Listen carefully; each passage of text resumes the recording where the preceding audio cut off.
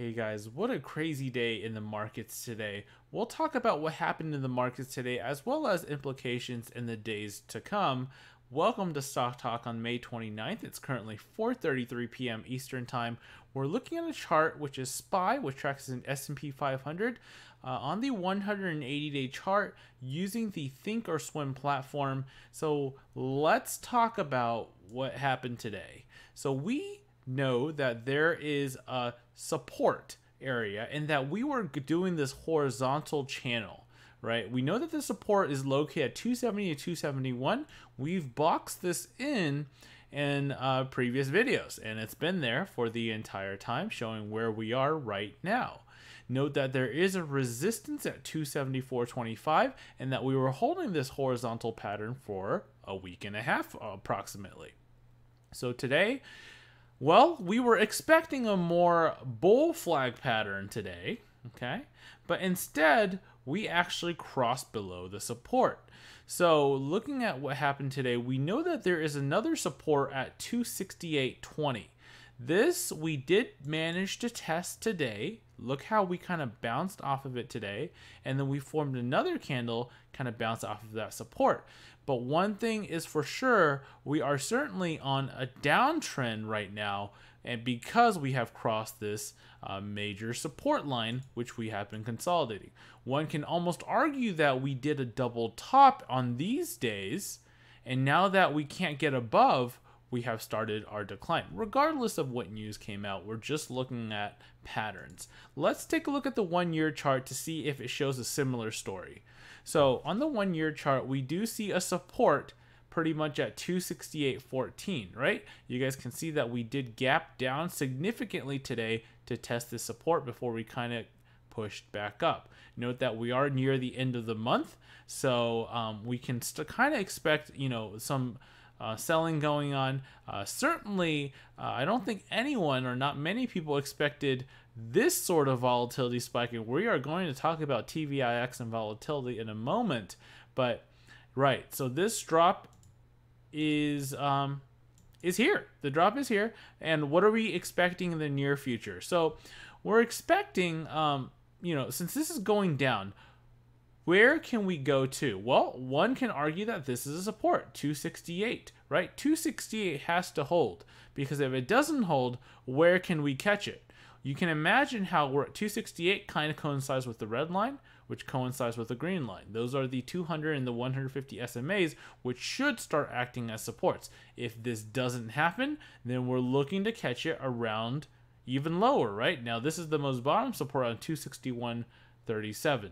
So this is just something to watch. It can drop below the support. It can also hold the support tomorrow in the next few days and start consolidating at this area. But no question about it, this is a downtrend, right? We have EMA lines, especially the more near-term EMA lines starting pointing downwards. The 20 EMA line as well as the 50 SMA line. Okay, let's take a look at volatility right now. TVIX volatility went up 22%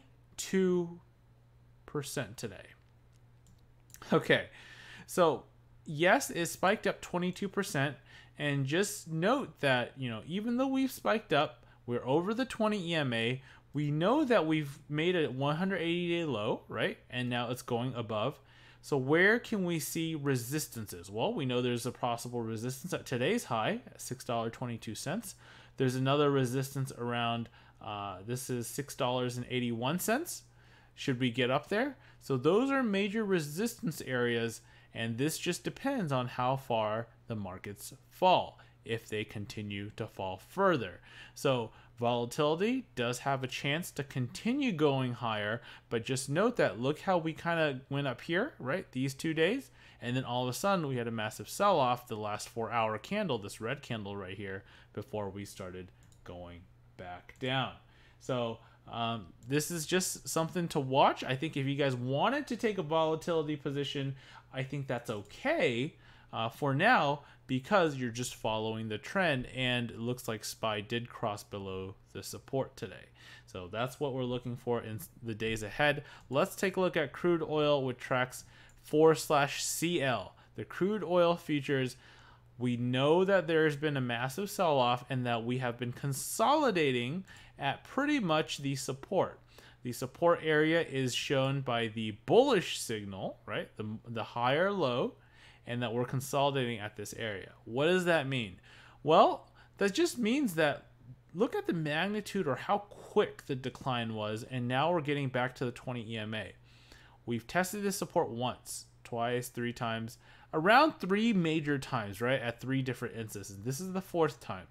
Remember, the more time we kind of test the support, the weaker it becomes. So we're looking for the 20 EMA, the light blue line, to start catching up, and then we could get rejected and break this support. Now, if we break this support, well, there's more room to fall. There's actually significantly more room to fall for /CL. So this is just something to watch. Are we going to go bullish into crude oil right now? So, well, right now, not right now. If you guys wanted to, I mean, you certainly could, and then set your stop loss should it start dipping below.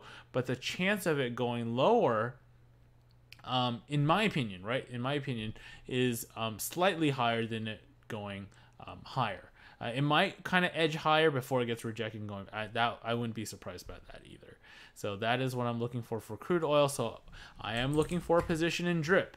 The reason I like drip right now slightly more is the magnitude of the decline. We're looking at the 1-year chart, and we see that it has declined from its major support down to its bottom around 37%, and now we're finally catching up, right? You guys can see how we're kind of catching up around this area. So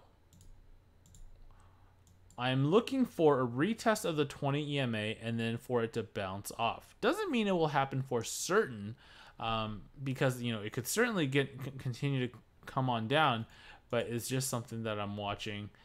Something that I'm in as well, because there's a lot of potential for drip to make up over 20% should 4/CL trend lower. Looking at 4/GC, tracks gold futures.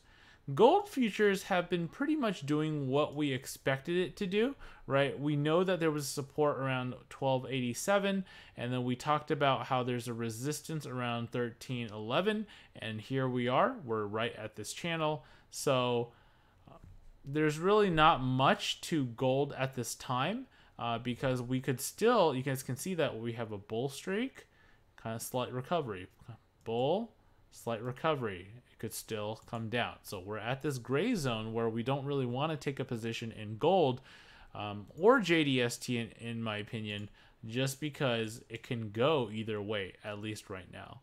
If you guys do want to take a position in JDST, I mean, you certainly can, saying that, oh, we're in this bearish pattern and we're near the top, and now there's potential for it to come down. But as you can see in JDST, look at what we're looking at, right? We're seeing some horizontal movement around $51 acting as a resistance, and we know that there's a support around 47.64. There's just no one set defined pattern. We can see that it's making higher lows, but this is being very optimistic, I think. So this is just something I would watch and see, something I would not actively invest in. 4/NG, which tracks natural gas, right? This pattern we pretty much talked about. It's been making higher lows and higher highs, and not surprisingly, we have this higher high.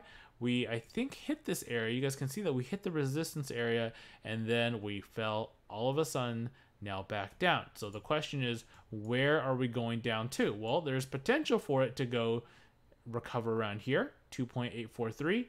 There's potential for it to catch right here, 2.785.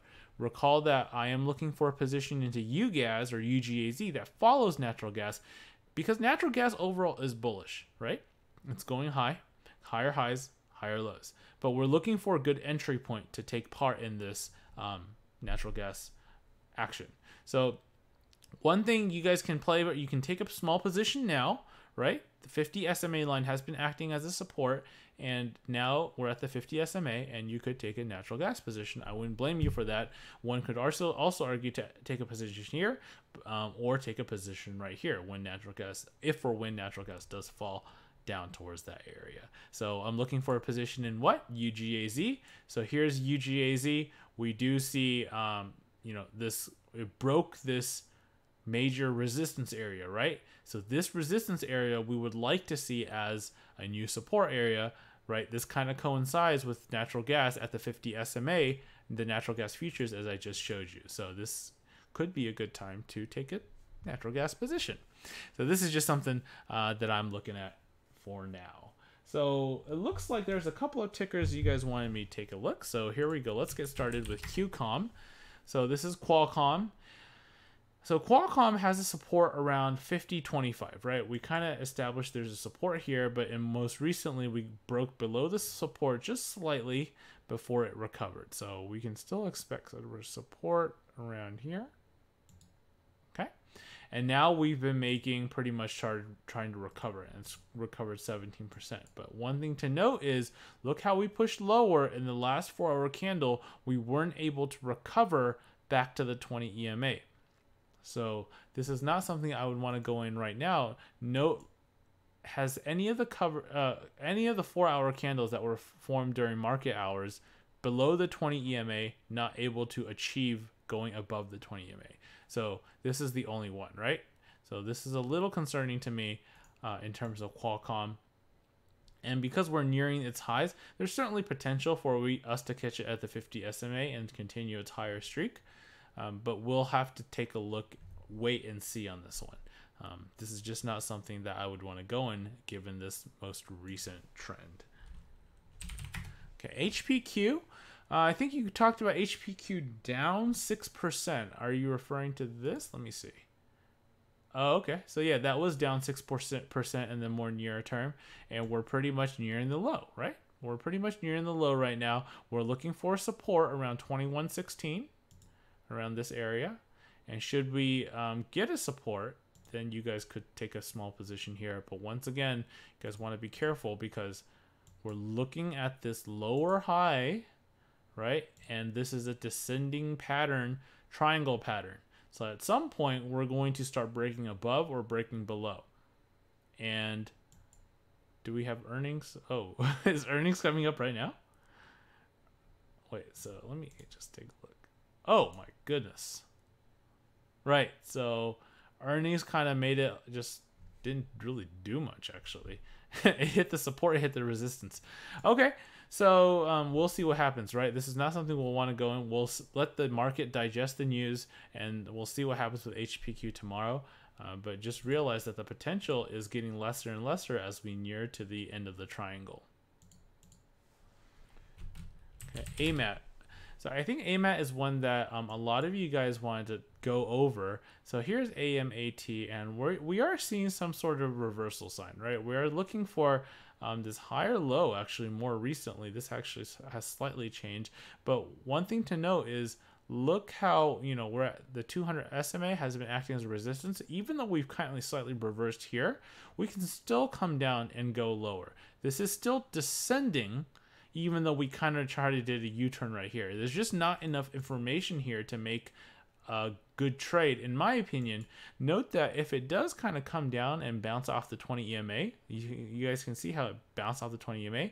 This is the time where you can take a position. Right now, we've kind of bounced off the 20 EMA, but let's wait for it to kind of, you know, consolidate sideways, go a little lower before you could possibly take a position for a 3% or modest gain before you know, selling it. Is just ask yourself, is the reward there for the amount of risk you're taking? Kind of on the edge on that one. All right, so I want to look at a couple of your comments right now. I've done a couple of tickers, and Reza, thank you, Kevin, for the videos. No problem. Could you please go over IQIYI? What is that? IQLY. Okay, so I don't know what that is. So just send me, you know, put another ticker out for me on the comments below, and just let me know what ticker you're talking about, because I don't think I can find it. All right, Addy Boy, welcome to the channel. So we looked at AMAT, and I'll just do one more for you. This is the last one. FAS, which is, Okay, so this is another ETF. So we're looking at a support here, right? Oh, this is a very nice support, 16.99. I like this pattern. Good call out. I like it. It's very predictable, and we're pretty much at the support, right? So at this point, because we're going so much lower, we are making lower highs. You guys can see how this is the lower high pattern, right?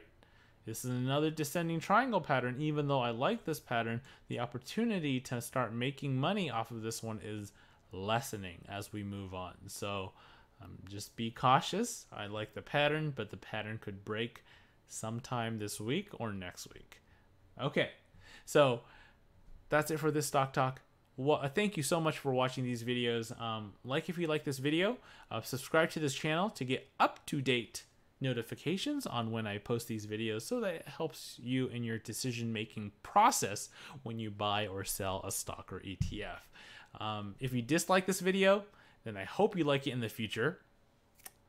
And yeah, I will see you guys tomorrow, Wednesday, for another stock talk. We'll see where the market takes us. This is a really volatile environment once again, now that we've broken below the support on SPY. So we'll see what happens. And yeah, thanks for watching, and see you tomorrow.